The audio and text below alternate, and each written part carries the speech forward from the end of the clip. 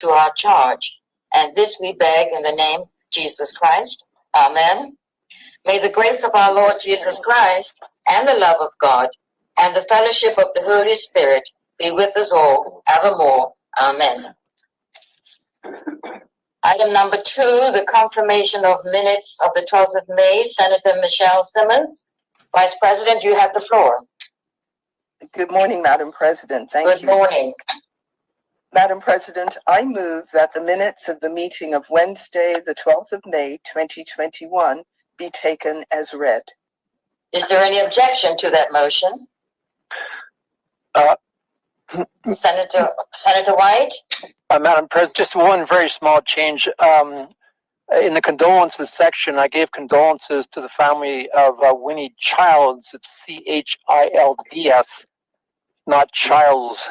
So just to, very, very minor spelling change. Thank you.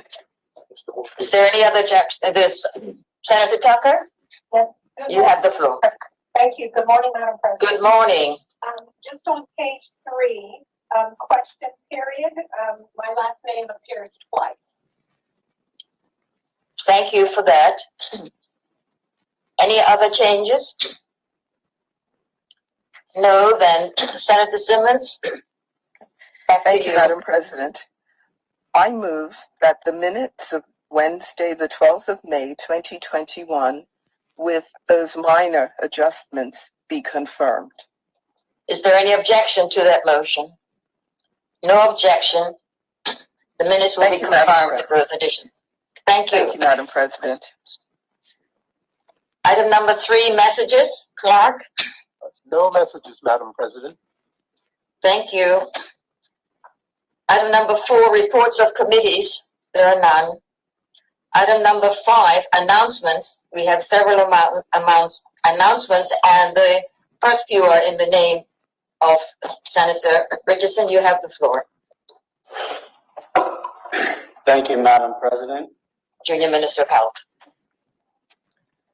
Madam President, I hereby present with information of Senate the following orders as made by the Minister responsible for health under the provisions of Section 107A of the Public Health Act 1949, after consultation with the Chief Medical Officer. The Public Health COVID-19 Emergency Extensions Order 2021 and the Public Health COVID-19 Emergency Extension Number 2 Order 2021.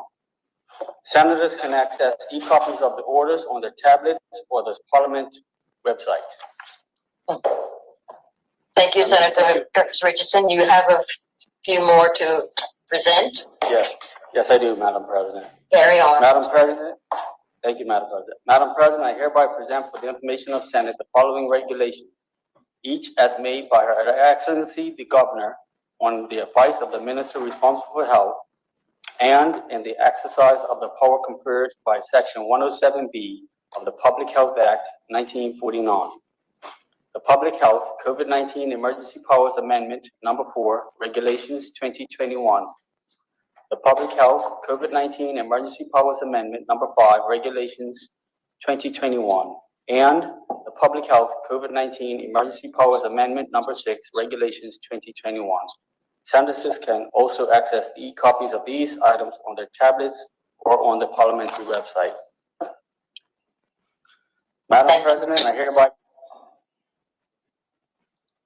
Sorry, carry on, Senator Richardson. Madam President, I hereby present for the information of Senate the following subsidiary legislative items, each as made by Her Excellency the Governor on the advice of the Minister responsible for health and in exercise of the power conferred by Section 107B of the Public Health Act 1949. The Public Health COVID-19 Emergency Powers Stay-at-Home Regulations 2021. The Public Health COVID-19 Emergency Powers Stay-at-Home Amendment Regulations 2021. The Public Health COVID-19 Emergency Powers Stay-at-Home Amendment Number 2, Regulations 2021, and the Public Health COVID-19 Emergency Powers Phased Reopening Regulations 2021. E-copies of these items are accessible on Senators' tablets or on the Parliament website. Thank you, Senator Richardson. I believe you have one more. Yes, I The do. floor Madam indeed. President. Madam President, I present for the information of Senate the following order.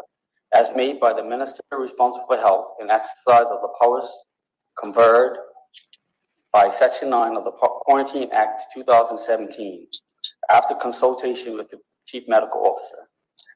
The Quarantine COVID-19 Number 3 Amendment Order 2021. Senators can access e-copies of the order on their tablets and the Parliament website. Thank you, Madam President. Thank you, Senator Curtis Richardson, Junior Minister for Health. We now have another announcement in the name of Senator Hudson, the Junior Minister of Labor. You have the floor. Thank you, Madam President. Madam President, I hereby present for the information of Senate a report from the Wage Commission entitled Recommendations for a Minimum Wage in Bermuda, dated April 2021. Thank you. Thank you, Senator Hudson. Item number 6, notices of motion. There are none. Item number 7, petitions. There are none. Item number 8, statements. We have 2 statements. The first is in the name of the Minister. Peets, you have the floor. Good morning, Madam President. Good morning. Senators. Madam President, I want to open today by stating that this government and my ministry are deeply committed to sport in Bermuda. Sport is considered one of the bedrocks of our community, and we fully recognize and embrace the critical role that sport plays in the social, physical, and mental and emotional well-being of our citizens. Likewise, we understand that the necessary restrictions and the limits imposed by COVID-19 have been a blow to the sporting community, and we appreciate everyone's patience as well as collaboration as Bermuda battles through this pandemic to keep our people safe and our economy open. Although the setback from the most recent outbreak was a blow to us all, I do understand the pain and frustration it caused the sporting community. We must remember that people have lost their livelihoods, and indeed, some have lost their lives in this outbreak. So we have to keep suffering in perspective. However, it is absolutely clear that sport and cultural activities have felt the pain, physically, mentally, and financially. During these difficult times, most of our normal activities have been curtailed or suspended due to COVID-19, including recreational sport and national sporting events. Sporting events bring us together in a spirit of camaraderie and a unity to cheer on and support our favorite teams, our family members, and our friends. They also allow us a personal outlet for stress and anxiety, which is important for our overall well-being and needed more than ever at this time. Admittedly, we have missed the routine of attending and engaging in regularly scheduled sporting activities during this time. Perhaps this has been made more harder when we see more sport taking place in other countries in ways that Bermuda has not been able to practice. However, we have to remember that Bermuda has charted its own course in the management of COVID, and we have largely done spectacularly well. With a lot of less infections, with less illness and death than countries with less effective approaches, Bermuda's approach to COVID has been successful, and the public's cooperation has been instrumental to that success. Sacrifices by sport, the arts, education, hospitality, and many other sectors cannot be overstated. Consequently, it was a relief to us all when the country entered phase 2 of our reopening plan, which allowed many of my ministry to reopen sports to stage 2 of the return to play guidance. As before, individual sports can only apply to operate at stage 3, and the Department of Youth, Sport and Recreation welcomes applications and operational plans to allow as much sport to take place as can be done safely while the country still has community transmission.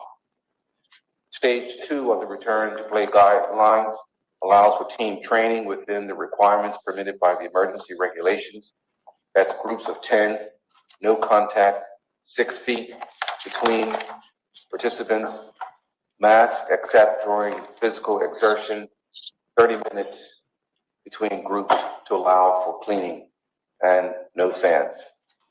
While stage 2 activities are permitted, we remind the athletes and their families that household mixing still raises the risk of COVID spread and is discouraged, and we should keep to a minimum while Bermuda continues to have community transmission. Sporting groups are not a bubble, and all precautions should be practiced during stage 2 activities. As with all our day-to-day activities, we must avoid the 3 C's. That's closed spaces, crowded places, and close contact. As I said earlier, individual non-contact sports may apply to the Department of Youth, Sport and Recreation with their operational plan to progress to stage 3. As before, adults entering stage 3 require a COVID-19 saliva test, which has to be repeated on a monthly basis. Tests can be booked online at the public test sites. However, immunized athletes don't need to be tested for stage 3 purposes. An individual NSGBs can require more testing for adults, immunized, and children according to their own needs and their standards. As a reminder, sports approved for stage 3 must still operate within the group size permitted by the public health emergency regulations, and that's currently at 10 persons. Together in larger numbers, approval first must be obtained from the Ministry of National Security. Madam President, I'm pleased that we are progressing through our reopening plan. We can return to the very thing that brings us mental and physical well-being during such trying times, and that's sport and exercise. I ask that our athletes to please cooperate and follow the guidance to keep themselves, their teams, and Bermuda safe. Limit household mixing as much as possible. We want to get to the next reopening phase in June, and it will take the diligence of all of us to keep the COVID numbers going down and to prevent another wave of illnesses and deaths. This is Heritage Month, Madam President, which is a year that reminds us that we are a resilient people.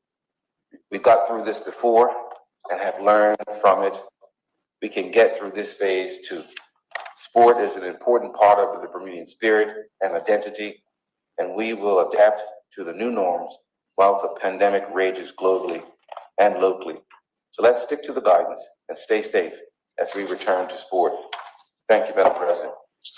And thank you, Minister Peets, Minister of Youth, Culture and Sport, and Government Leader in the Senate. The next statement is Hurricane Preparedness, and that is in the name of Senator Richardson, the Junior Minister for National Security. You have the floor. Thank you, Madam President.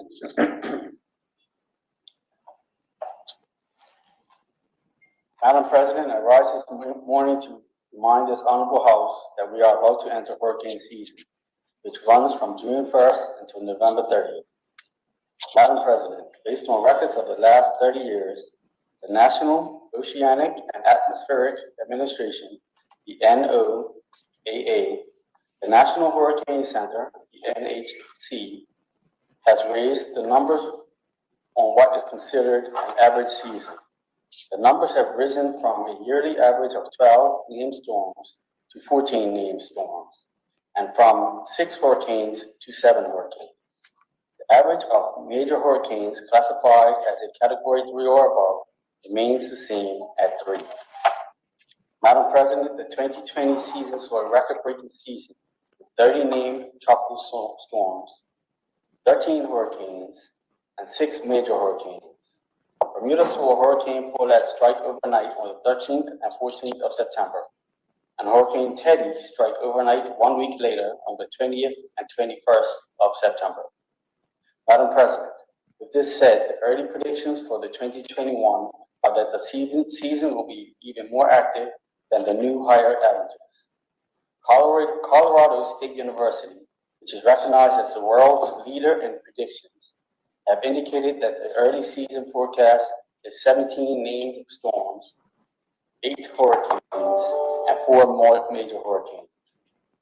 The NOAA NHC issued their predictions for the 2021 season yesterday.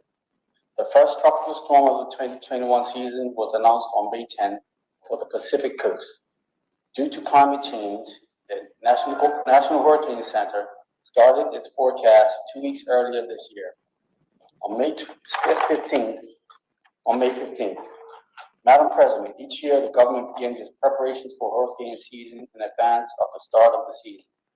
In preparation for the 2021 season of the Emergency Broadcast Facility, 101.1 FM has now been fully relocated to the new government tower at Prospect and is broadcasting every day at reduced power. Power will be increased if needed. Honorable members may recall that the station was last used December during the island-wide power outage.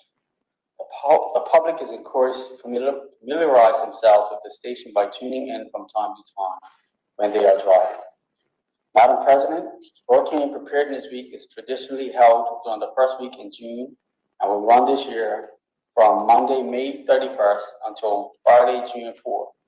During Hurricane Preparedness Week, the Disaster Risk Reduction and Mitigation Team will coordinate a number of exercises to refamiliarize staff and train new staff with the Emergency Measures Organization Operations Center located at the Hamilton Fire Station. This week will also be used to test the equipment and conduct staff training for the Emergency Broadcast Facility. The Emergency Broadcast Facility will test its connections with the Bermuda Weather Service and the Government Facebook Live link. Additionally, Madam President, the Emergency Broadcasting Facility will go live each day during lunchtime for 30 minutes with guest speakers for the daily preparedness themes, which are: number 1, Monday, personal safety; number 2, Tuesday, family safety; number 3, Wednesday, financial security; number 4, Thursday, strengthen your home; and number 5, Fridays, community and neighbors. Madam President, during this week, the EMO will meet on Wednesday, June 2nd to ensure planning from each organization is underway for the 2021 season. Madam President, we all understand that it takes one hurricane to make 2021 an active season for Bermuda, and I urge all residents to be prepared. Now it is time to prepare and repair your house for hurricane season. Now is the time to look at your family plans and update them with any changes to phone numbers and other important information. Now is the time to take stock of all medical prescriptions that your family and pets require and ensure you have at least 2 weeks supply on hand. Now is the time to check your hurricane kit to make sure you have working flashlights, a portable radio with spare batteries, and a stock of non-perishable food to last your family for 7 days. Now is the time to ensure your house insurance policy is up to date. Now is also the time to visit your vulnerable neighbors, ask them if they need any help with their preparedness and preparations, keeping COVID-19 safety precautions in mind. Madam President, several years ago, the Department of Communications released their smartphone application called Tree for All. This app will alert all users to news and alerts posted by the Bermuda government and includes any alerts posted by the Emergency Measures Organization that the public needs to be urgently aware of. I urge all in this honorable house and all of Bermuda's residents to sign up for this app, which is free, to ensure that you receive all emergency alerts. Madam President, the Durham team will hold a further EMO meeting for all EMO agencies in late August to update the country on the last hurricane season forecast for 2021, which will be published at the beginning of August.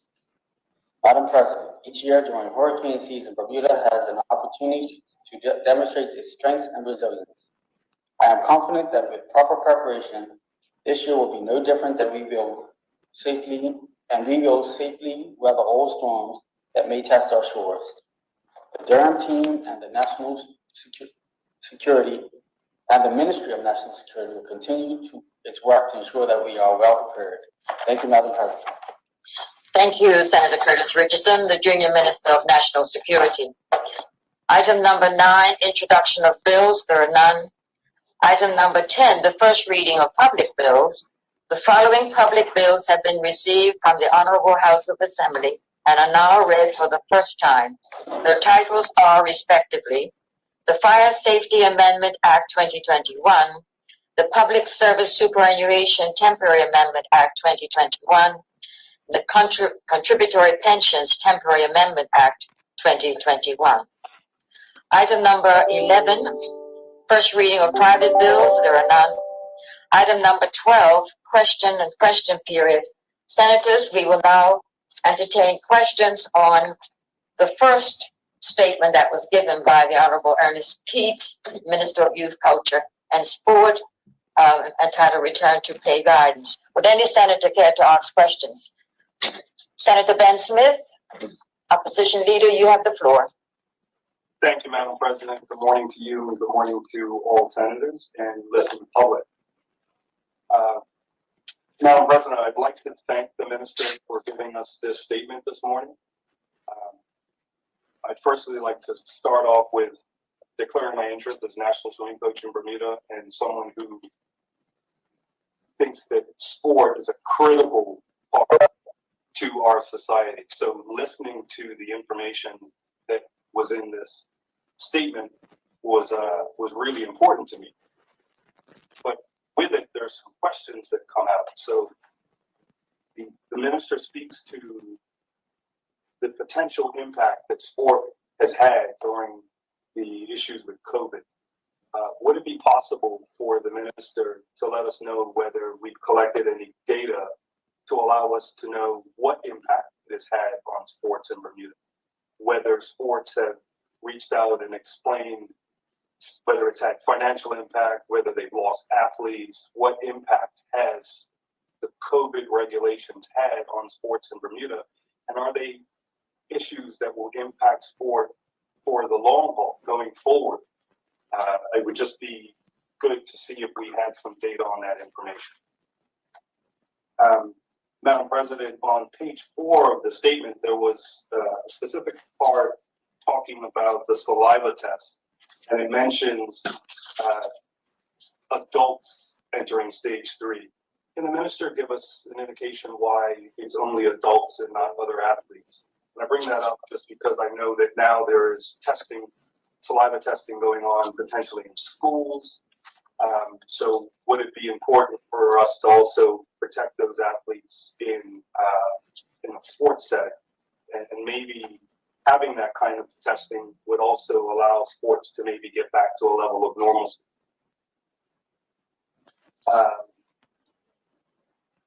The next part for me really is that, yes, we can move to phase 2, we can move to phase 3, but the gathering sizes is what really impacts sports. Earlier this year, we saw that football canceled their season, and one of the main factors would be the gathering size, not being able to really participate at a full level. So until that gathering size changes, we really are not changing much with what we're able to do as sports. So in knowing that, the process is that you have to apply for an exemption. Would the minister please be able to provide the population what that exemption process is and how long that process takes? Where is the information submitted and who has to look through that information in order for an exemption to happen? Just because as sports being important, we need to know what that process is so that sports can continue and maybe get back to some level of normalcy. We see that there's a big sporting event happening on Friday with a large number of people, significantly higher than the gathering size of 10. So it would be interesting to see how we can get to that level with multiple other sports so they can get back to the same level of normalcy. Still on page 4, there was one more question that I find really important based off of immunization. So there's a mention of immunization of athletes, meaning that they don't have to get tested. Would the minister be able to tell us whether there will be a policy that will be for national teams saying that potentially they have to be vaccinated in order to participate locally or participate overseas, considering that this looks like it is a safer process if athletes are immunized. Thank you, Madam President. Thank you, Senator Ben Smith. I did allow you additional time and questions because of the position that you hold. Would any other senator care to ask any questions on this statement?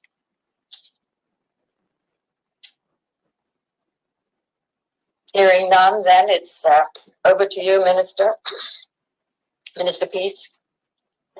Yes, thank you, Madam President. Also, thank you, Senator Ben, for your questions.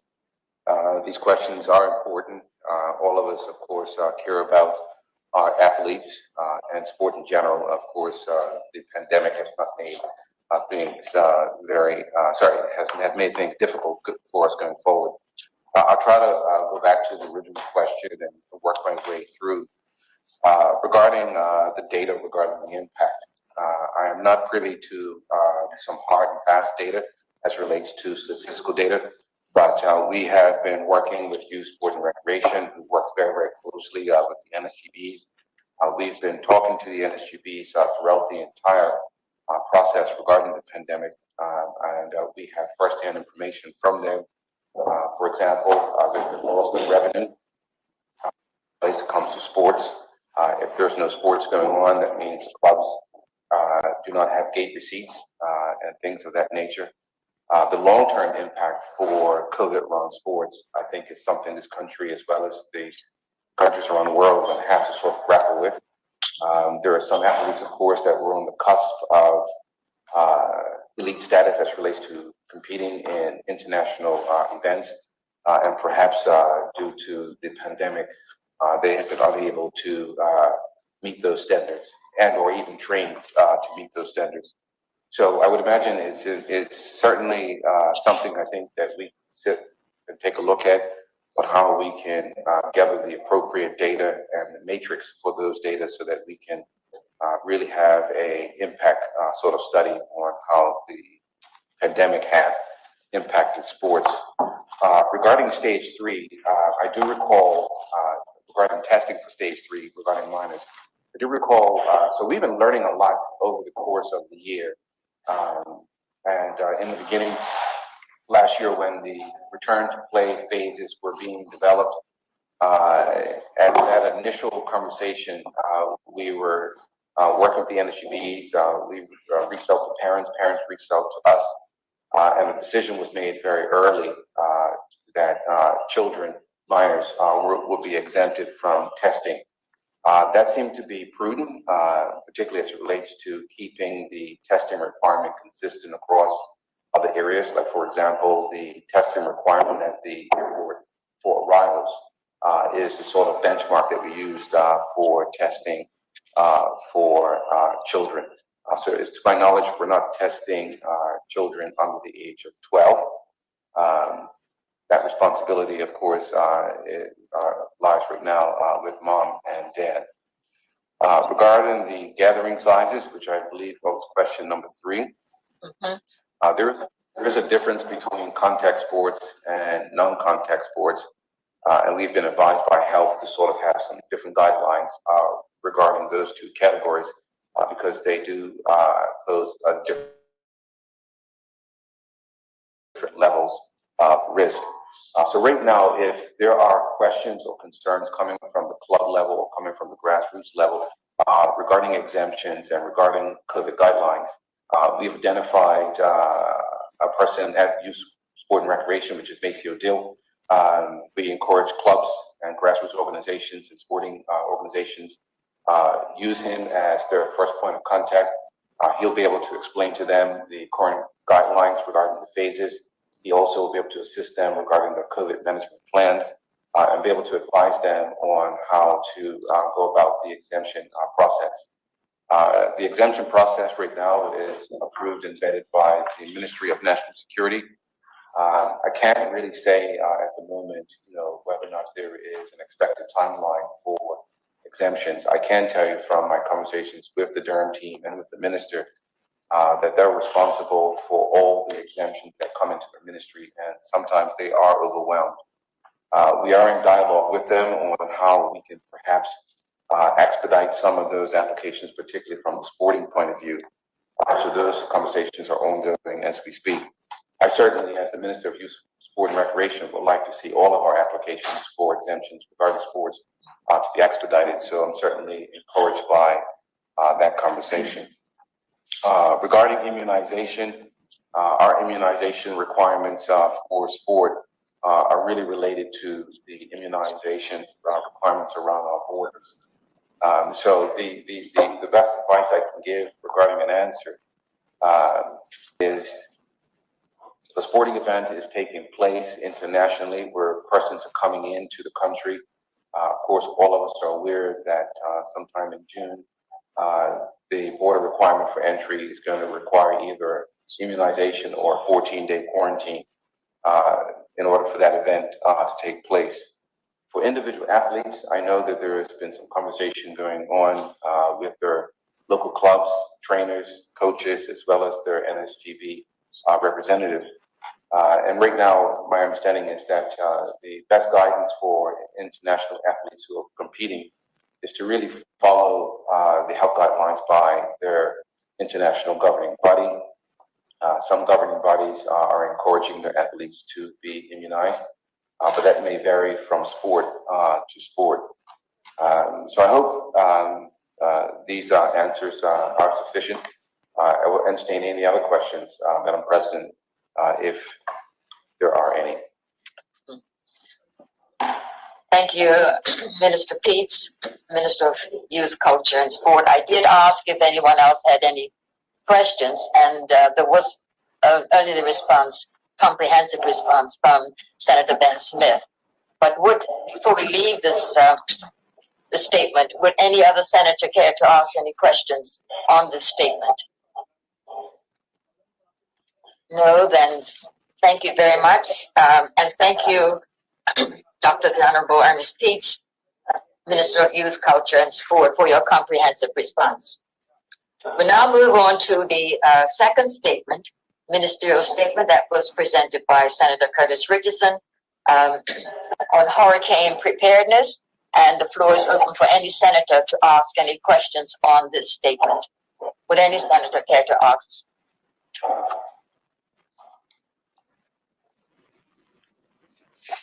Senator Robin Tucker, you have the floor. Sorry, I just caught you.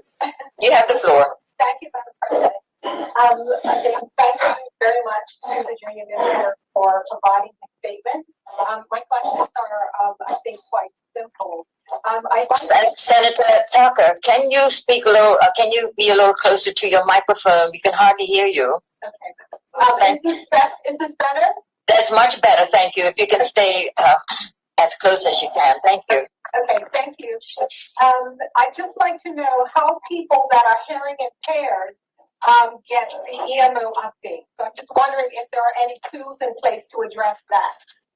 Simply because currently we primarily have the 100.1 radio station, but with people being hearing impaired, are there any other tools available to assist them and provide them with updates? The second question I have relates to the Tree Frog app. And it's quite similar to the question that I had a minute ago, because not everybody has smartphones, and particularly seniors. So what other ways is that information going out to seniors and those without smartphones, and certainly those at this time who can't afford to pay for the internet? And then the last question I have is, there was mention that the emergency radio broadcast would go live next week for 30 minutes during the lunchtime, but I'm just not clear on what that means. What lunch period is that? So if he can provide some information around specifically what time the testing will be done, that would be wonderful. Thank you, Madam President. Thank you, Senator Robin Tucker. Would any other senator care to ask any questions? Senator White, did you have a question? No, I didn't, sorry. Oh, sorry. Well, it appears no other questions are being presented, so Senator Richardson, you have a couple of questions. Thank you, Madam President. Thank you, Senator Tucker. If you could allow me to get those answers to you momentarily via email, that'd be great. Thanks. Thank you. Thank you, Senator. Oh, Senator Robin Tucker, you have a further question or Yes. comment? Yes, please. Madam President, I have a question, I think specifically for you. If we are able to ask the junior minister to provide his responses in this forum so that the public can get the information, because I think the questions that I'm asking are relevant to the public domain, and people would certainly want to know specifically the times and how else they may be able to access or receive the emergency information outside of the tools that have already been provided. I'm just wondering if we could get those questions in Senate versus by email. Senator Richardson, can you give any undertaking to provide that before we, sometime during the meeting? I'll do my best. I'll make inquiries as we speak, and I'll get back to the senator and the Senate before the session is over. Thank you. Thank you very much, Senator Richardson. We now move on to item number 13 on our orders, and that's the orders of the day. And the first item on the orders of the day is the second reading of the Gaming Transfer of Functions Act 2021, and that is in the name of Senator O.K. Darrell, the Junior Minister for the Cabinet Office. Senator Darrell, you have the floor. Good morning, Madam President. Good morning. Good morning. Madam President, I move that the bill entitled the Gaming Transfer of Functions Bill 2021 be now read a second time. Is there any objection to that motion? No objection. Carry on. Madam President, every innovation requires a framework within which to operate and a proper level of legislative foundation to ensure best practice and efficient operation. The bill before this Honorable House represents such a framework.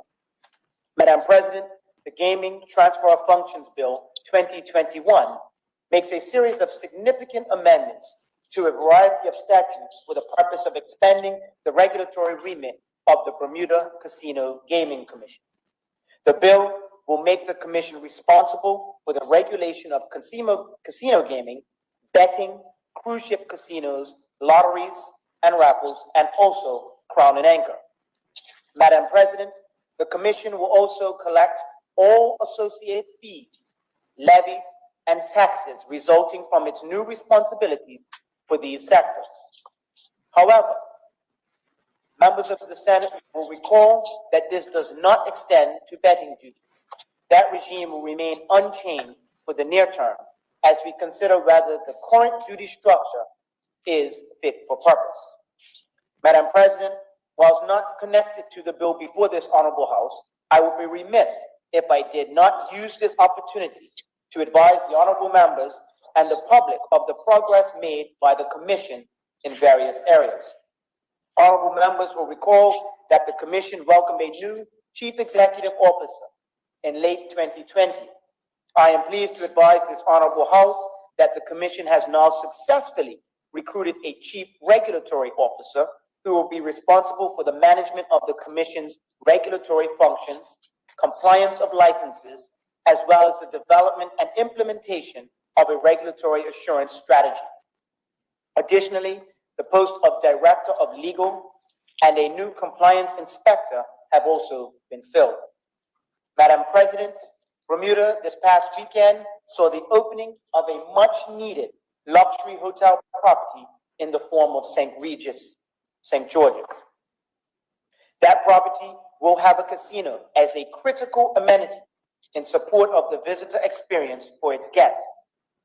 I am pleased to advise this Honorable House that extensive due diligence and suitability assessment required for the consideration of the casino license for St. Regis is well underway and is 60% completed. 5 gaming vendors have been approved, The gaming equipment, technical specifications, and standards of performance have been finalized, and 6 standards approved, all of which can be viewed on the Commission's website. Honorable members will also recall that the Principal Act makes provision for a problem gaming council. I can also advise that a negotiated memorandum of understanding has been executed with the renowned International Sister Council to promote an exchange of information and the development of best practice. Madam President, as I commend this bill for consideration of the House, of the Senate, I wish to thank the members of the Commission and the team working there. I must also take note of the incredible cooperation of Hotelco and the St. Regis team, who have attended to the detailed process of applying for a casino license patiently, determined to secure the grant of the license to operate Bermuda's first hotel casino. Thank you, Madam President. Thank you, Senator Darrell. Would any senator care to speak on this bill? Senator Tucker, were you indicating you wanted to speak? Yeah. Oh, Senator Jones, I just see your hand. You have the floor. Good morning. Good morning to you. Good morning, fellow senators, and good morning to the listening audience. I recognize, Madam President, that the more I spend time with my colleagues, it's hard to tell the difference between myself and Senator Tucker. But be it as it may, Madam I didn't see your hand. I will proceed.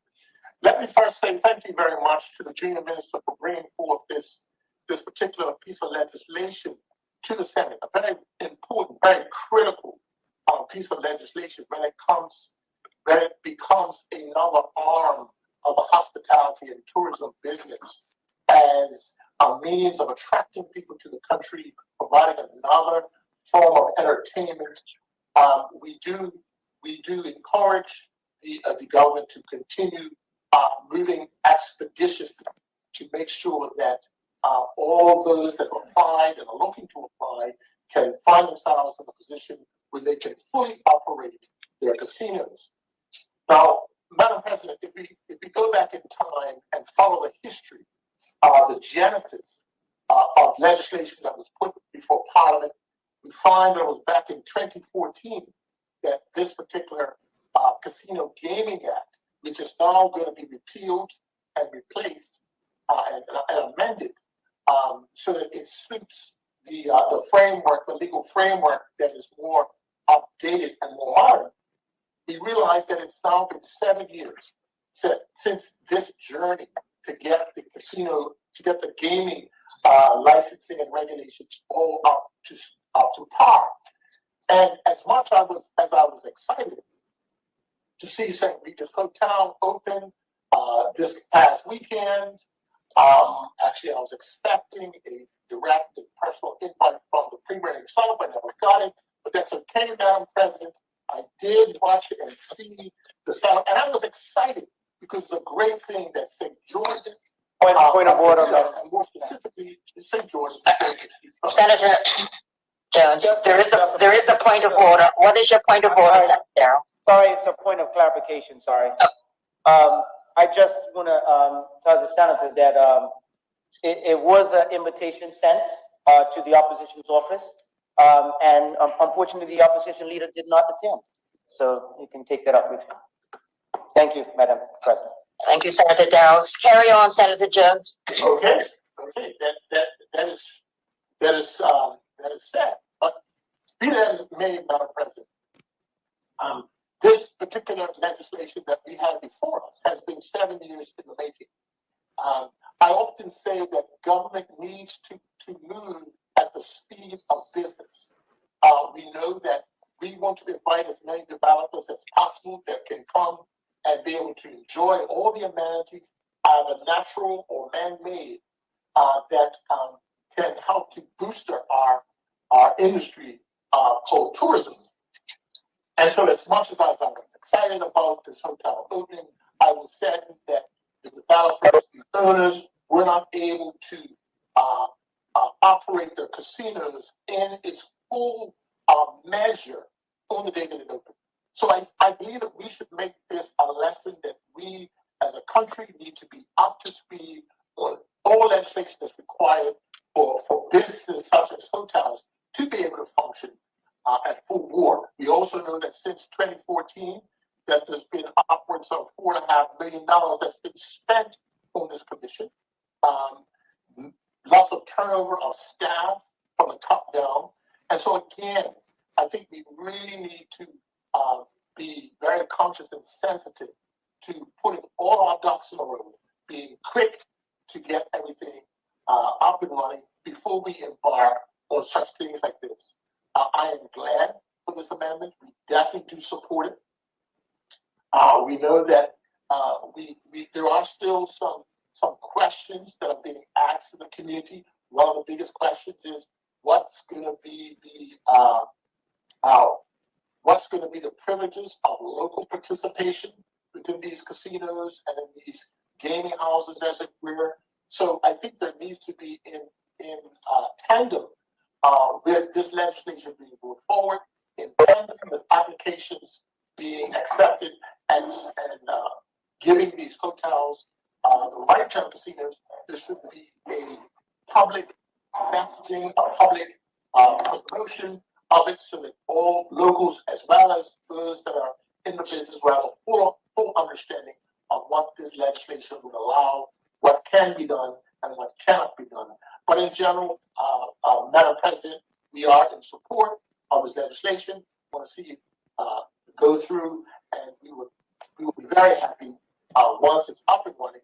And St. Regis, more specifically, will get past the 60% grading of it being a complete process to it being 100% and then being fully operational. Thank you, Madam President. Thank you, Senator Jones. Would any other senator care to speak on this bill?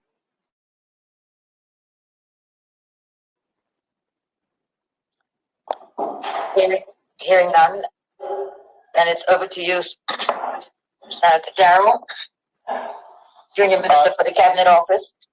Thank you, Madam President, and thank you, Senator Jones, for the comments.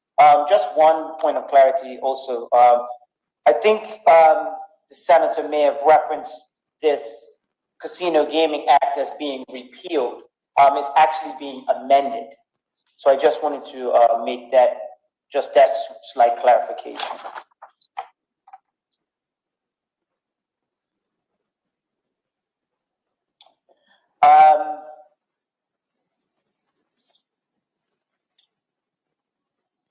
Madam President, I move that Rule 26 be suspended in respect of this bill. Is there any objection to that motion? No objection. Madam President, I move that the bill entitled... You do your second reading. Senator Darrell, you need to do the second reading.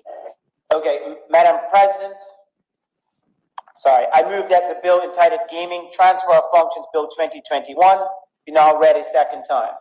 Is there any objection to that motion? No objection. Madam President, I move that the bill entitled Gaming Transfer of Functions Bill 2021 be now read a third time. Is there any objection to the third reading? No objection. Madam President, I now move that the bill do pass. It has been moved that the bill entitled the Gaming Transfer of Functions Act 2021 do now pass. Is there any objection to that motion? No objection. The bill is passed. Thank you, Senator Darrell. You will now move on to the second reading, the Betting Act 2021, and that is in your name as well as the Junior Minister for the Cabinet Office. You have the floor. Thank you, Madam President. Madam President, I move that the bill entitled Betting Act 2021 be now read a second time. Is there any objection to that motion? No objection. Carry on, Senator Darrell. Thank you, Madam President. Madam President, it often seems that jurisdictions like Bermuda are in constant state of meeting international obligations to safeguard our core industries. This is necessary work that is part and parcel of being a leading financial center. The bill before this honorable House provides for a completely separate regulatory regime for the betting sector. Madam President, the original Betting Act dates from 1975 and must be amended to meet the changes in national and global circumstances. This bill will repeal and replace the 1975 Act, thereby ensuring that the regulation of this industry is matching with international best practice, embracing standards of due diligence, and anti-money laundering. Madam President, these modernization efforts are beneficial for Bermuda, demonstrating to an increasingly aggressive international audience our commitment to a first-rate regulatory framework at all levels. Madam President, the proposed statutory provisions cover certain key areas. Number one, there are provisions required for the Commission to perform its core function and duty to regulate, supervise compliance, including enforcement.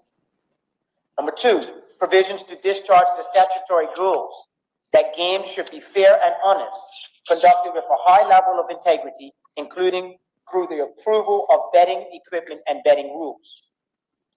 Three, provisions to mitigate identified money laundering, terrorist financing risk associated with the sector. These include tracking transactions, keeping a registry of patrons, and keeping statements of accounts.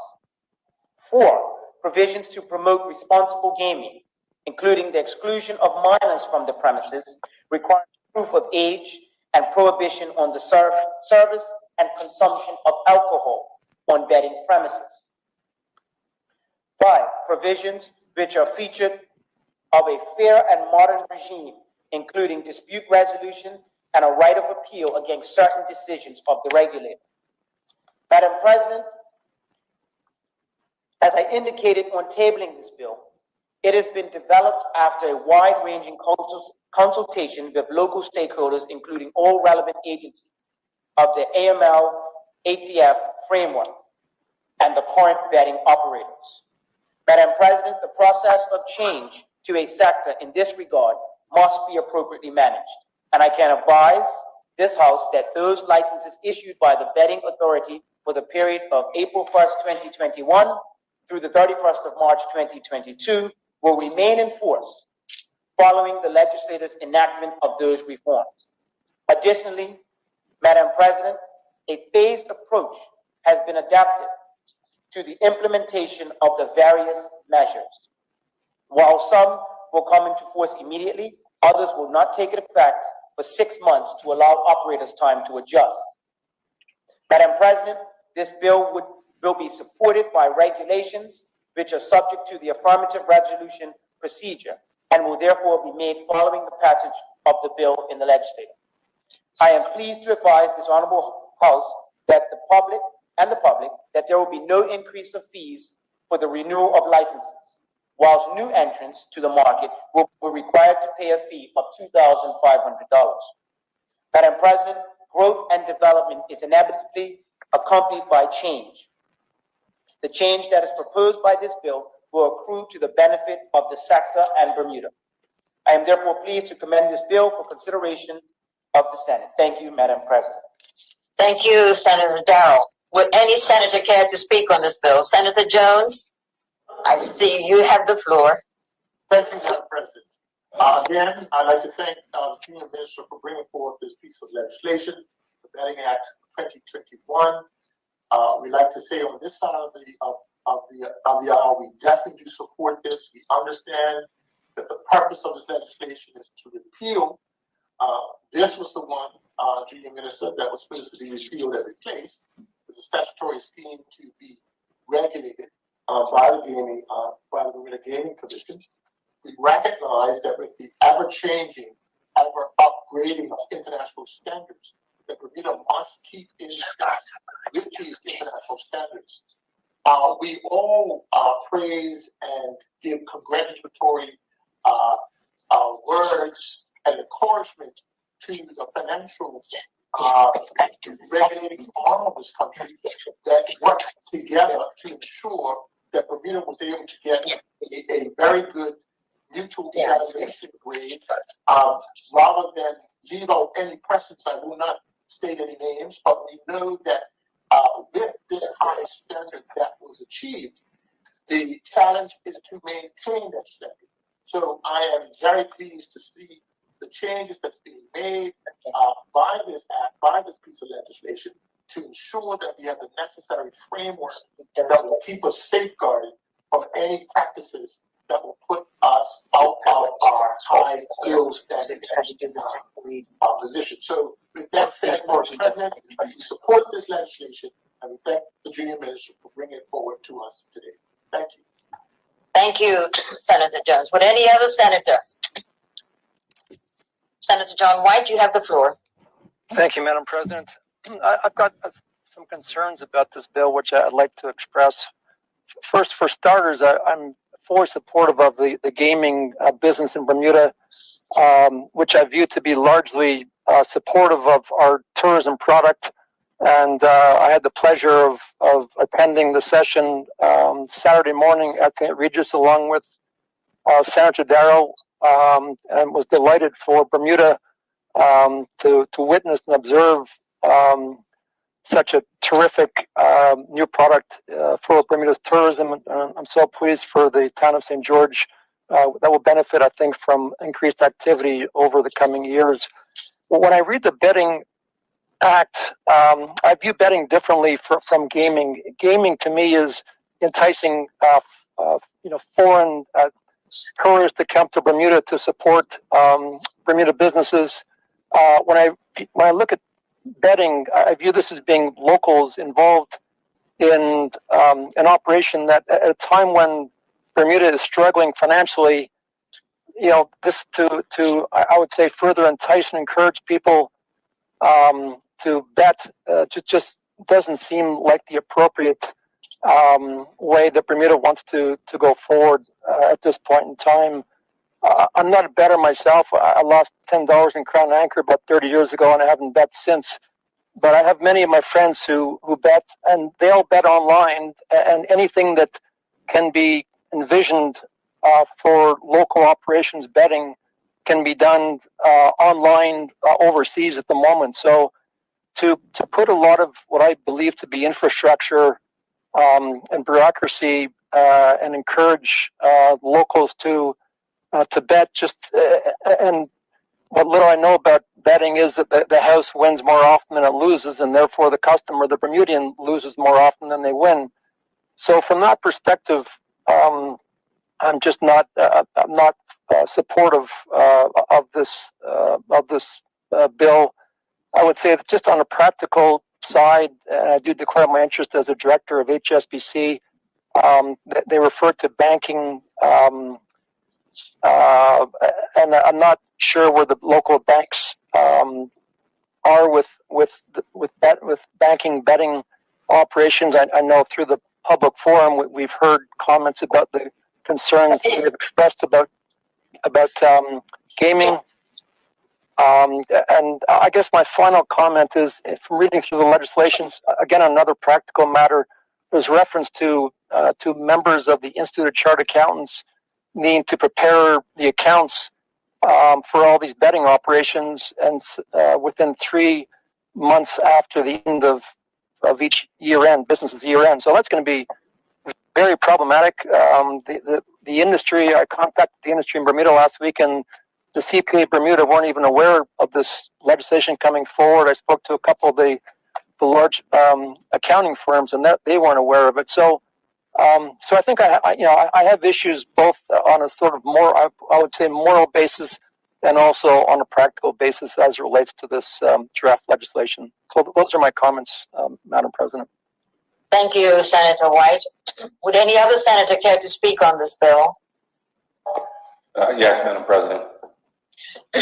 Minister Peach, you have the floor. Thank you, Madam President. I'm really pleased that we're actually here today regarding the passage of this particular bill. I've watched this bill from its infancy up until its current format. So I can tell the public as well as informed senators that this particular bill has gone through its due diligence.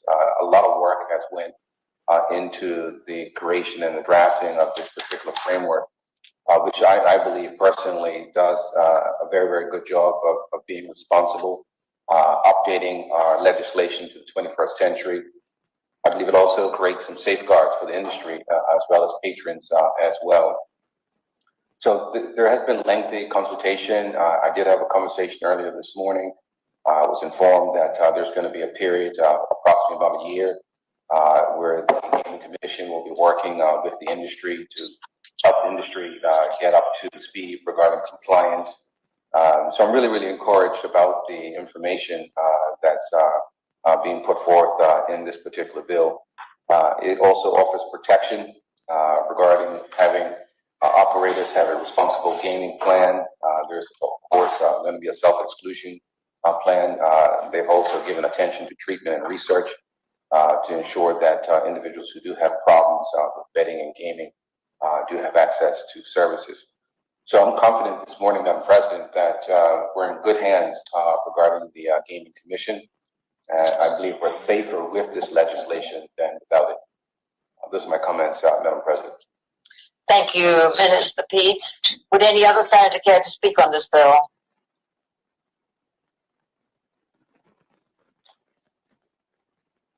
Hearing none, then it's over to you, Senator Darrell. Thank you, Madam President. I just want to thank Senator Jones for his comments, as well as Senator White. I just want to respond to just one point that Senator White did raise. The intent of this bill is actually not to entice people. It's more to protect the operators, the patrons who actually do choose to bet, and also to protect Bermuda's economy. So it's more to protect than to entice. Also, operators can choose their accountants, but the standard of accountants must be set. So I just wanted to respond to those comments by Senator White. However, they have been noted. Thank you, Senator Darrell. Senator Darrell, can you do the second reading before you do Rule 26, please? Yes. Madam President, I move that the bill entitled Betting Act 2021 be now read a second time. Is there any objection to that motion? No objection. Madam President, I move that Rule 26 be suspended in respect of this bill. Is there any objection to that motion? No objection.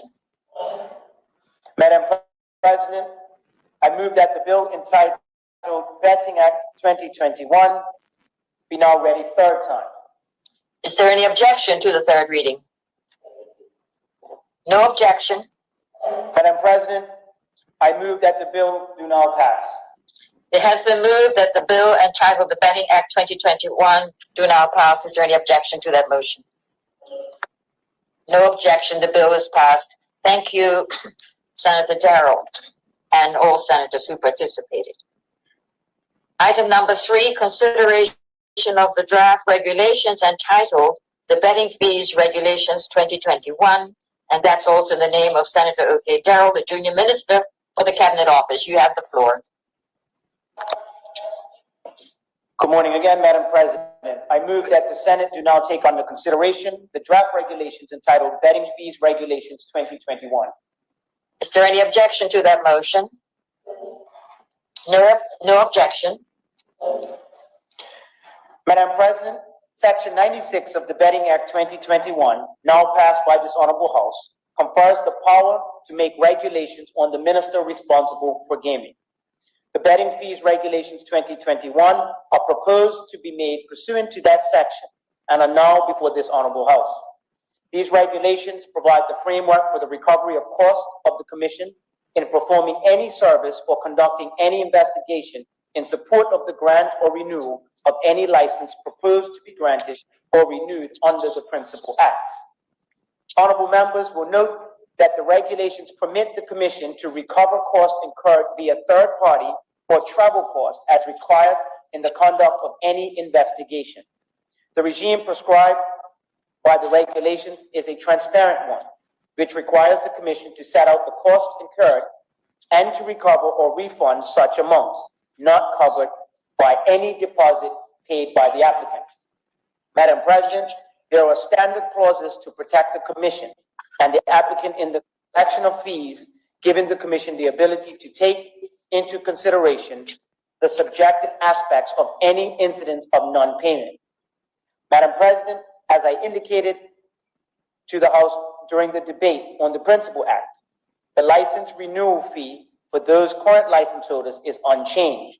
The fee sets out includes a $2,500 new entrance sum that is bundled into the fee structure. This is seen in the schedule of fee at items 1 and 9. Recognizing that the administrative requirements, the fee schedule also adds a late applications fee, a new event permit fee, as well as a new boundary change applicant fee that will involve a physical inspection of premises for compliance. Madam President, this fee structure matches a modernized act and the suite of services now to be provided by the Commission in support of the betting industry. I commend them for approval of this honorable House.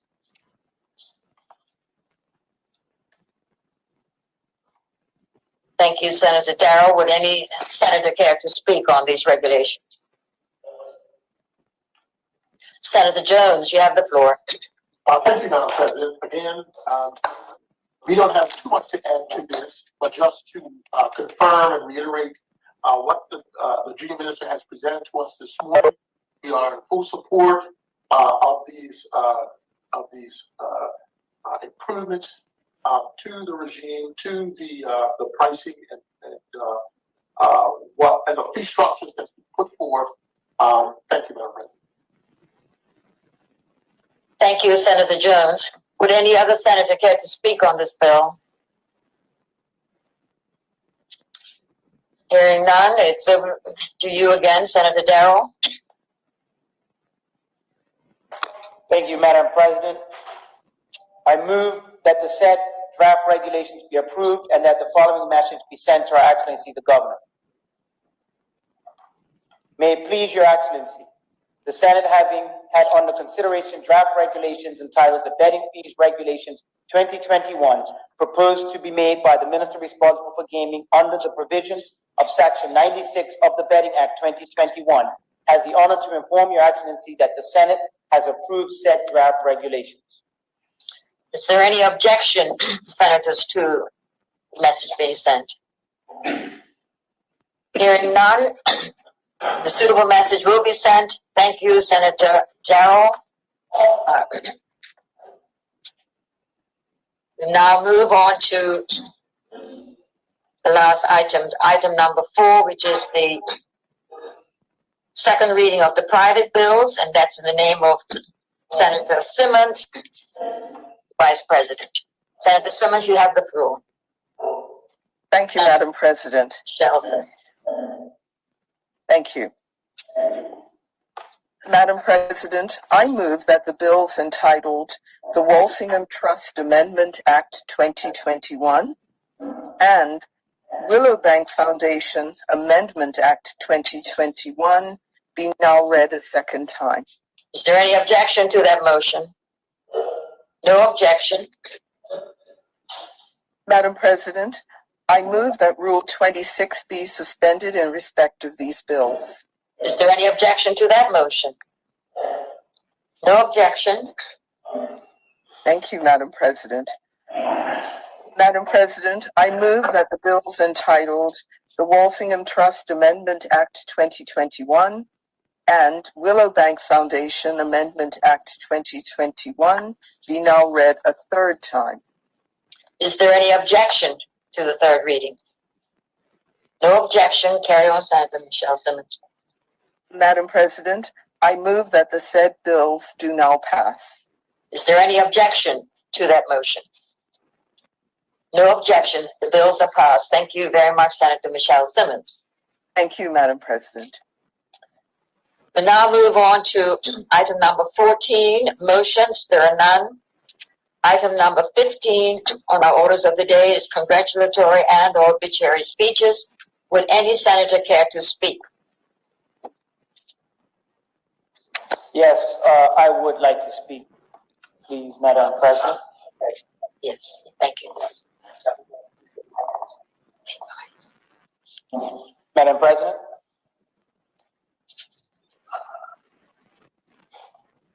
I'm trying to see who speaks. Senator Richardson?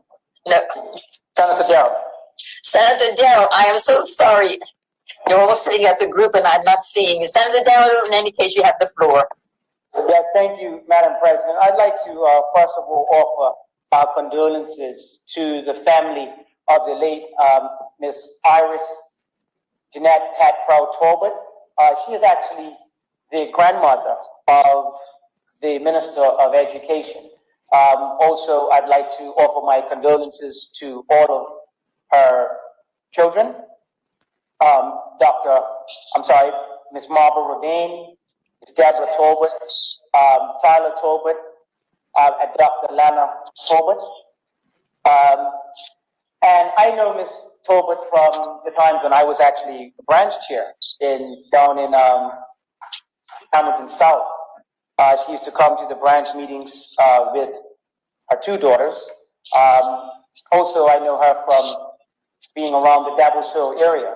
I'm sure she was a Cleveland County fan, and I just want to say condolences again to her family. She was 93 years of age, and I want to just wish them well during this tough time.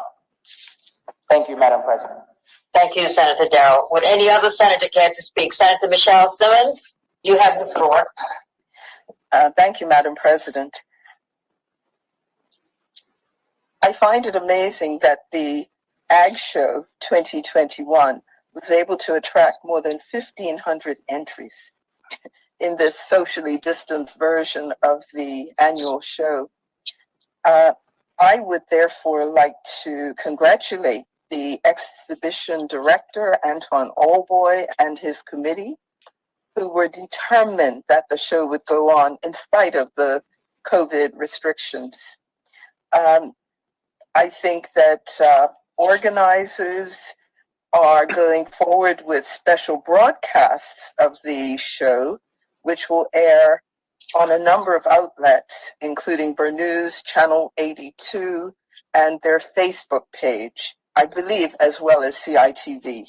So I'm just urging the general public to look out for those broadcasts. I'm sure there will be more information forthcoming. Also, Madam President, I'd like to acknowledge the success of two young Bermudians who were promoted during the period when the Senate was on its Easter break. They were the two new management appointments made at Belco.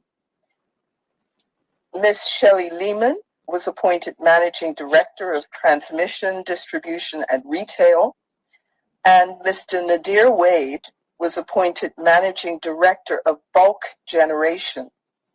These positions place Ms. Lehman and Mr. Wade in the upper echelons of Belco, just one level below the president.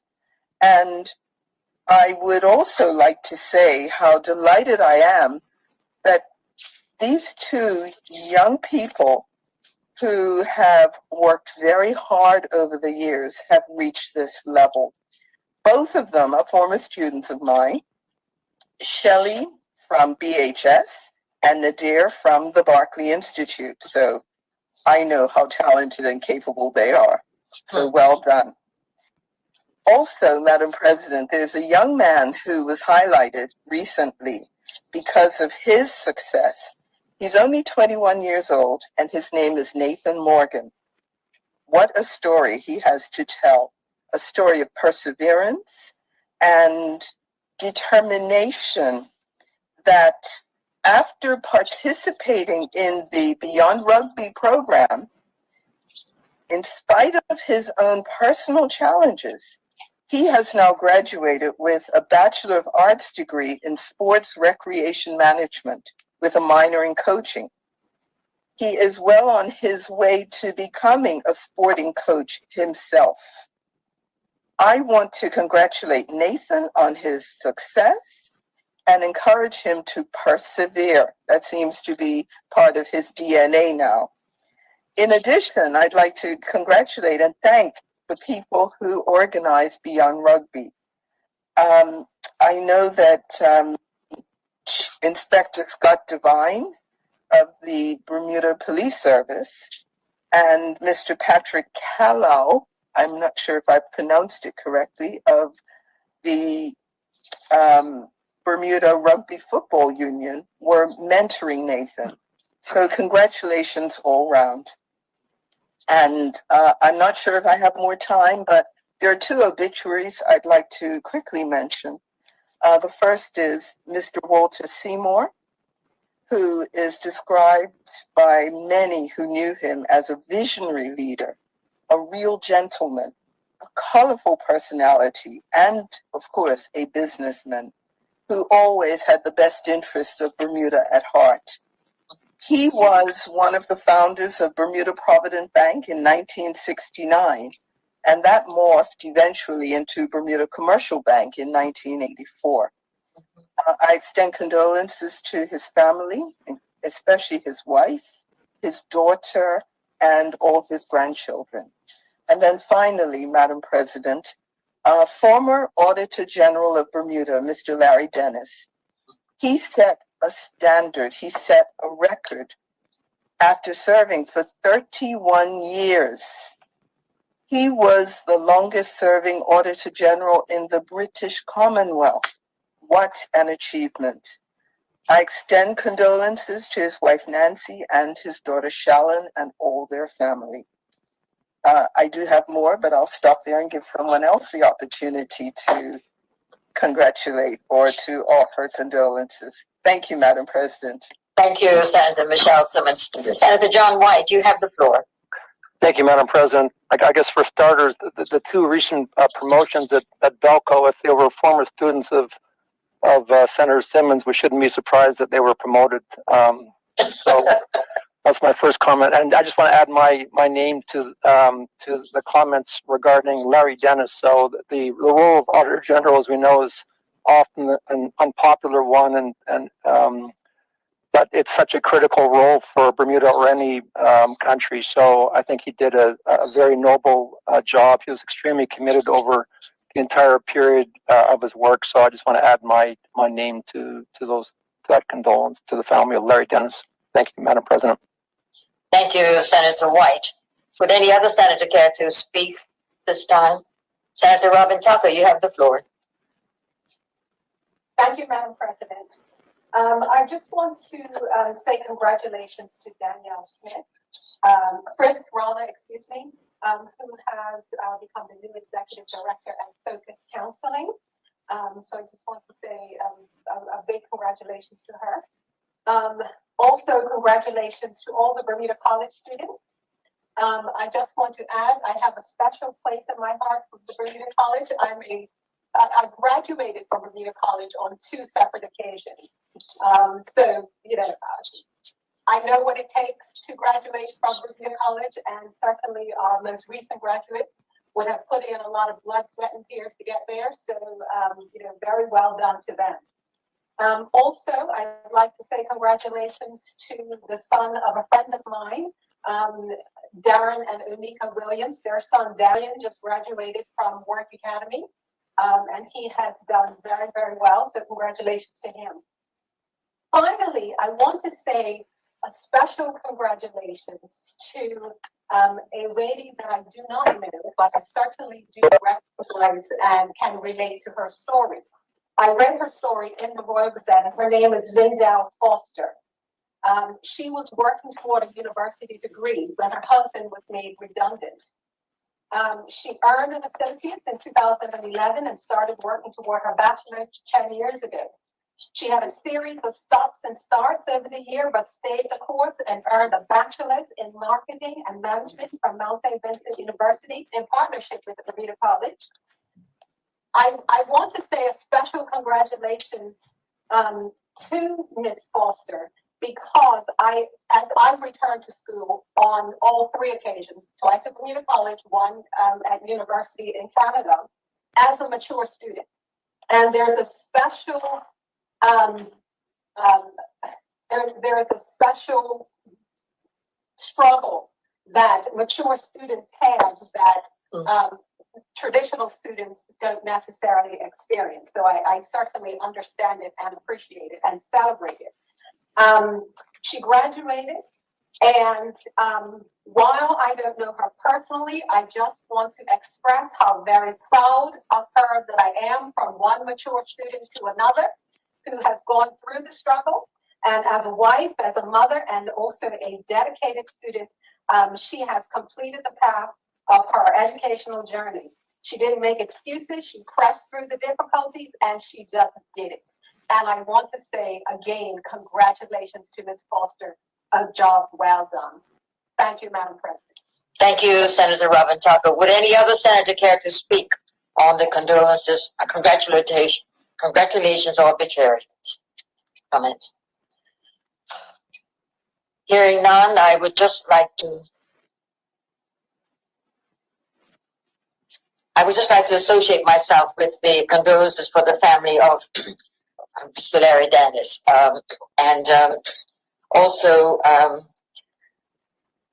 associate myself with the comments for the graduates of the Bermuda College, and in fact all high schools on the island. I think that the fact that they have been able to work and study and throughout this COVID period, I think it is really speaks to their abilities, as well as that of their teachers and their parents who supported them throughout this process. So congratulations to all involved. Before we move on to the adjournment, I would just like to indicate that Senator Curtis Richardson has answers to the questions that were raised by Senator Robin Tucker on the statement in reference to the hurricane preparedness. So that Senator Richardson, you have the floor. Thank you, Madam President, and thank you again for Senator Tucker's question. I too believe that they were important. To remind the public, the first question that I'm going to answer was, how will the hearing impaired receive access to the emergency hurricane alerts and weather forecasts? I mentioned in my statement that now is the time to visit your vulnerable neighbors and ask them if they need any help with their preparations. Of course, keeping COVID-19 and safety precautions in mind. The answer to that question goes hand in hand, as we should look out for hearing impaired community as well as seniors and vulnerable persons. The hearing impaired can use the free Treefall app or any social media news updates as long as the electricity is available. So it's very important that we look out for each other. Question 2, the Treefall app, for those who don't have access or means to the app, that's where they can use the emergency broadcast channel, which is 100.1 FM for the alerts. And the third question, what time period is specifically for the emergency broadcast facility alerts? As mentioned in my statement, that is 1 p.m. for 30 minutes. Thank you, Madam President. Thank you, Senator Tucker. Thank you, Senator Curtis Richardson.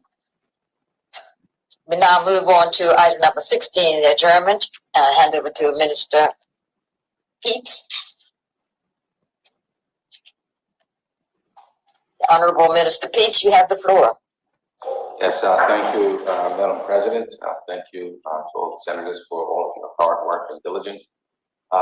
Make a motion that Senate be adjourned until June 9th, 2021.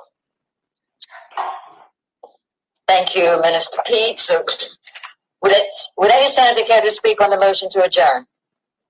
Senator Robin Tucker, you have the floor. Thank you, Madam President. I recently learned of a story of another young mother who feels trapped in a domestic violence relationship.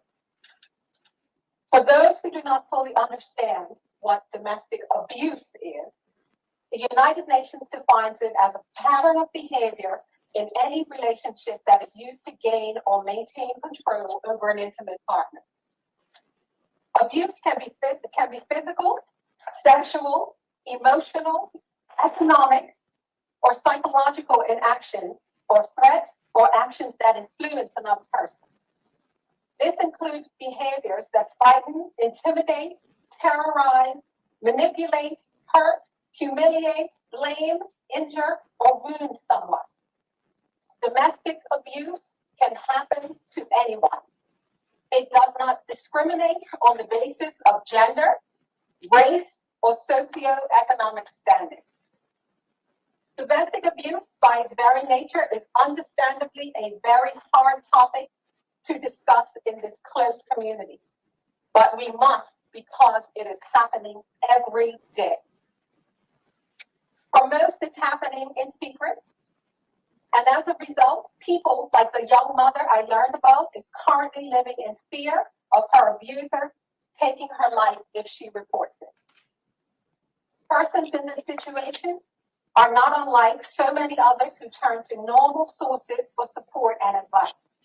But often such sources, like our community agencies and judicial systems, have their hands tied due to limited legal and legislative powers.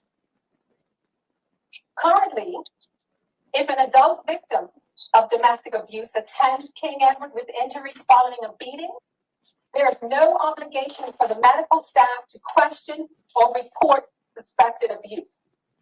The only obligation to report arises if the victim is a minor or a senior. What then happens to that adult who may be looking for some kind of support or help? A victim can obtain a protection order, but even if they do, if the abuser breaches the order and gets arrested, often they're bailed by the police or the courts. Bermuda is in crisis with COVID, the economy, and domestic abuse, and we must find ways to support and assist victims.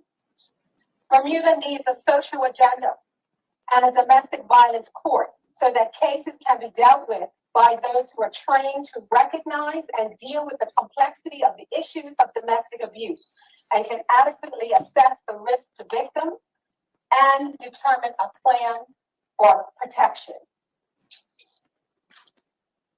As a community that truly cares about protecting our people, we must review and adjust our laws to allow investigations to take place when the warning signs are present, not after the victim has suffered serious injury. We must require that all healthcare, police, education professionals, and others undergo training so that they can properly identify and investigate domestic abuse appropriately. Also, victims and their dependents must have a safe way to report abuse, an emergency shelter, and adequate protection.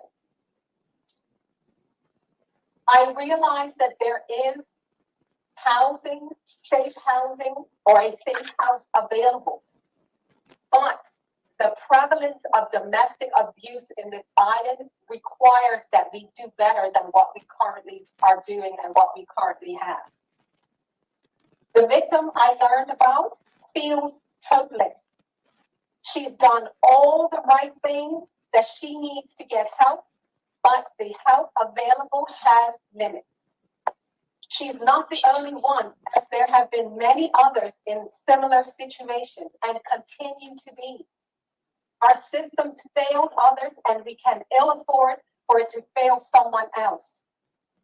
Currently, surprisingly, shockingly, there are no laws in place making domestic violence a criminal offense. This is tragic. Every person that has within their power to make change and turns a blind eye bears responsibility for the outcomes. Thank you, Madam President, for giving me these few moments to speak on this topic. Thank you. Thank you, Senator Robin Tucker. Would any other senator care to speak on the motion to adjourn? Seeing and hearing none, then senators, the Senate will stand. I beg your pardon. Senator Simmons, There are some. I beg your pardon, Senator Simmons. Madam President, You need to put your hand up. correct. I just want to take advantage of this opportunity to wish all of Bermuda a happy Bermuda Day on Yes. Friday. It's different, but we should all be very thankful that we've come this far through a pandemic over the past 14, 15 months. And as Bermudians, we have so much to be grateful for. So I hope that we all take advantage of the time we have. I know we can't get together as we normally do, but we're able to do things within our respective family bubbles. And most importantly, just remember why we are celebrating. Thank you very much, Madam President. And I hope that all my Senate colleagues will enjoy the Bermuda Day holiday. Thank you, Senator Michelle Simmons. And Senator Jones, you have the floor. Thank you, Madam President. Before I present my motion to adjourn, I just wanted to bring some clarity to a point of clarity that Senator Owen raised in regards to the opposition leader of the OVA, the Honorable Cole Simmons, having been sent an invitation to the St. Regis opening. I'm happy to report that although the opposition leader was not there, MP Michael Dunkley, the former premier of this country, when he was leader of the OVA, was in attendance to that event. I don't know the details of why the current leader was not there, but the OVA was there with bells and whistles on, supporting this great endeavor. Thank you. Now, I want to carry on. Sorry. Yes. Thank you, Madam President. I wanted to raise a point that I think is very important in our proceedings here in the Senate chamber. I think one of the important opportunities for the opposition senators to contribute to discussions, to debate within this Senate is during the question and answer period. Now, today was a good example of a statement that was made by Minister Peace in regards to the sports, and then the speech made in regards to hurricane preparedness. It was a great opportunity for we on this side of the aisle to ask questions, to get further clarity on the subject matter. And also it serves another purpose in that it allows the public to get to know some more information of what's going on when it comes to ministerial statements. Now, we know as junior ministers that have been in this seat for all of 6 months, we cannot expect them to know all the answers. It'll be unreasonable. And I remember when we first embarked on this new team of senators, we would ask questions and we were told that the answers would come later at another session. That was understandable. I agreed with it.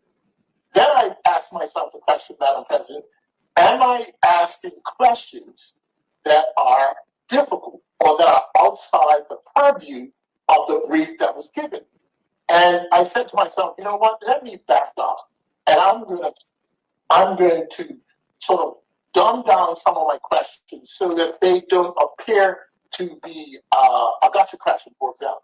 So I would ask questions that were actually, where the answers were actually within the brief itself, and to then be told that we will give you the answer at another session, which suggested to me that maybe the substantive junior minister may not have had the chance to read the whole brief, or there may have been certain issues within that brief that needed further clarification from the technical staff that they had access to.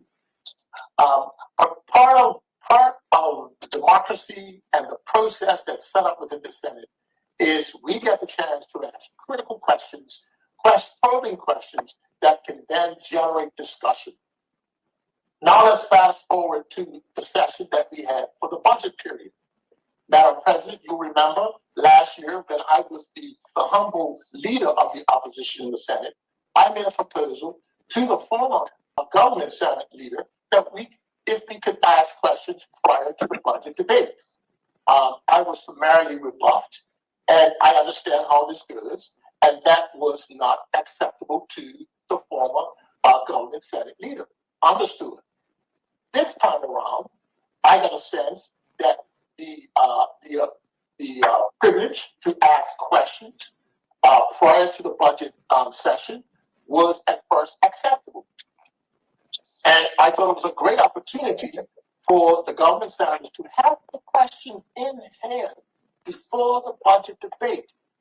If I was in their position, I would love to have that privilege, because then I could have the answers already ready prior to even coming to discuss and debate that particular ministry. But we find that close to the date of starting the budget debate, that was not given us the opportunity to ask questions prior to it. Fine, we understand how this works. Through the course of this budget debate, we were told, once the briefs were read, if there wasn't sufficient time to ask the questions, we were told quite clearly and directly to provide questions in writing by email to the ministers, and that they would get back to us in a timely fashion to be able to provide not only us as senators with a written answer, but we were looking forward to the answers also being given publicly so the public can hear the questions that we ask, because it adds information, it adds knowledge to all of us that's concerned.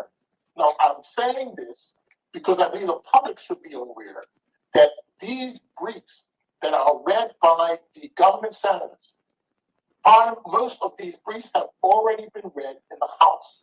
These briefs are already public knowledge. So when the government senators are coming into this chamber, reading a brief on their respective ministers, it is not a new text, it's not a new script, it's already in the public domain. In fact, there are some within the digital and print media that are already commenting on a brief that was already spoken and read in the House that is now being repeated in the Senate chambers. So, Madam President, I am not devaluing reading again for the second time the brief, but what I am saying is that we need to highlight the questions that we are asking, because it broadens the conversation, it enriches the debate and the discussion, and I believe it provides a service to the public. I believe the public deserves us as senators on both sides of the aisle to step up our game. Now, Madam President, on numerous occasions, and I can go right to March 25th, on the cabinet office, and may I quote from the chairman at the time during committee, who was Senator White. He asked Senator Darrell, will you respond to any unanswered questions? Senator Darrell answered in the affirmative. That was made quite clear to me that these questions that were asked will be returned to us back in a timely fashion. Same time, same date, the junior minister of social development and seniors, Senator Lindsay Simmons, she was asked by the chair at the time, Senator Simmons, is it okay for senators to submit their questions in writing? Senator Lindsay Simmons answered, I have no problem with that. So, Madam President, that is the quote. So from our side of the aisle, we really were encouraged. We were very much looking forward to getting these answers. Madam President, the last date of our budget debate was March the 31st. It is now May the 26th, 2 months later, and there is no sign of answers, whether written or spoken out verbally. And I believe that is unreasonable, and I believe that's unfair. We've done all that we can to meet the government senators halfway. If you, Madam President, had to do an exam, and your professor said to you, John, we're going to give you the answers to the questions prior to this test, you would put your hand up and say, that's wonderful, because I have the answers in front of me. In other words, the government senators lost out on the opportunity to be able to do and provide for this chamber the answers to the questions, answers that their technical staff would be tasked to get not themselves. They have the whole civil service at their disposal to provide these answers. And Madam President, I think that a great opportunity was neglected and ignored when we could have added a very strong debate and discussion to issues of the day. After all, the government is spending out of the public purse. I think the public should have the opportunity to hear the inner workings of how this money and the decisions are made to spend it. And that is the spirit in which they ask them. And let me finish off by saying this, Madam President. I in no way am pleased that I ask questions. Rather, my colleagues ask questions that has to do with the subject matter when our esteemed colleagues don't have the answer. I do not look forward, or nor do I take pleasure in gotcha questions. I don't. I would look forward to my colleagues on that side of the aisle being fully prepared with questions that they know in advance that they can bring to this chamber and add some value to what we deliberate in this chamber. So with that, Madam President, I encourage my colleagues across the aisle and us also in this room as the opposition senators that we need to raise our game to ensure that the public gets good value of the debates and discussions of subject matter in this chamber, that we can give them information that's well thought out, that's well prepared in advance to us coming into these fine chambers. So, Madam President, I look forward to the next time that we have our budget debate. If I happen to be under the opposition leader's pleasure to still be a senator, I would love to see a situation where questions to the government senators can be offered prior to the budget debate, and that they can come to this chamber with the answers in hand and be able to provide for us a quality debate that everyone can gain value from. Thank you, Madam President. Thank you, Senator Jones. Would any other senator care to speak on the motion to adjourn? Senator Ben Smith, you have the floor. Yes, Madam President, I would just like to take this opportunity to wish everybody in Bermuda a happy Bermuda Day this weekend. Obviously, we've heard multiple times it's not going to be the same as normal, but we are trying to do the best that we can with what is happening in the country. But I think it's important that we realize there's some changes that have happened which are to try to open the country back up, but we cannot let our guard down. It's important that we take the opportunity to be with family and friends, but we do it in a safe manner. Please do not behave in a way that will have us 14 days from now having to go backwards. It's important as a population that we realize that this only works if we all continue to do our best to take care of each other. And that is when it comes to COVID, and also what happens on our roads. Madam President, the behavior on our roads has been significantly bad for an extended period of time, and it's a holiday weekend. We know that people tend to overindulge and do things at a level that they don't normally do, and it can lead to injuries and deaths on our roads, and we don't need to see any more of that. We also would implore everybody to have calm heads over the weekend. We don't need to see any increase in crime. But I'd like to wish everybody a happy Bermuda Day, a healthy Bermuda Day, and for our population to continue to heal as we move forward, trying to get our country back on track so that we can enjoy the Bermuda that we all have become accustomed to. Thank you, Madam President. Thank you, Senator Ben Smith. Would any other senator care to speak? Hearing none, seeing none, I also would like to wish all senators and the general public, everyone, a most enjoyable, safe Bermuda Day on Friday and the weekend. And remembering all the regulations that are in place to keep us safe. We've done well so far, and we need to continue to do so. So we advise to stay in your bubbles and thoroughly enjoy Bermuda Day. And just remember that if you remain safe. The Bermuda remains safe. So have fun, enjoy yourself, but always remember that we are still under strict regulations, and they need to be lifted slowly and safely for this island. So Senate stands adjourned until June the 9th. Thank you.